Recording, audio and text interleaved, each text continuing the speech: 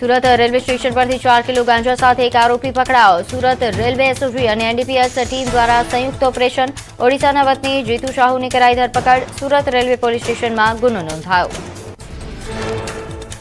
જૂનાગઢમાં વ્યાજખોરીના ચુંગલમાં ફસાયેલા યુવકે પોલીસના દ્વાર ખખડાવ્યા. કીર્તિ પટેલની ગાઢ મિત્ર દિવ્યા સાવલાણી સામે નોંધાઈ ફરિયાદ. નાણાં ધીરનારનું લાયસન્સ હોવા છતાં 10% ગેરકાયદેસર વ્યાજ વસૂલ્યા હોવાનો આક્ષેપ. યુવકને જાનથી મારી નાખવાની આપી ધમકી. જૂનાગઢ જેલમાં તપાસ દરમિયાન મળી પ્રતિબંધિત વસ્તુઓ. 3 મોબાઈલ, બેટરી, ચાર્જર મળી આવ્યા તો પાવર સપ્લાય બોક્સ પણ જપ્ત થયું. વૃક્ષ પર સંતાડેલા મોબાઈલ કબજે કરવામાં આવ્યા. 2 કેદી સામે નોંધાયો ગુનો.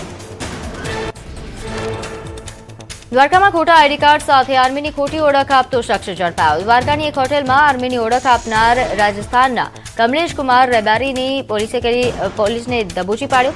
દ્વારકા પોલીસ મથકે આરોપી વિરુદ્ધ નોંધાયો ગુનો.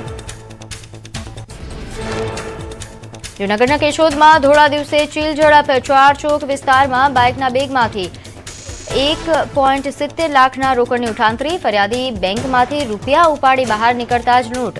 3 લોકો રોકડ લઈને બાઇક પરથી ફરાર. અંકલેશ્વર ઉદ્યોગ ક્ષેત્ર માટે મહત્વપૂર્ણ સિદ્ધિ. AWMA ને મળી CCAની મંજૂરી.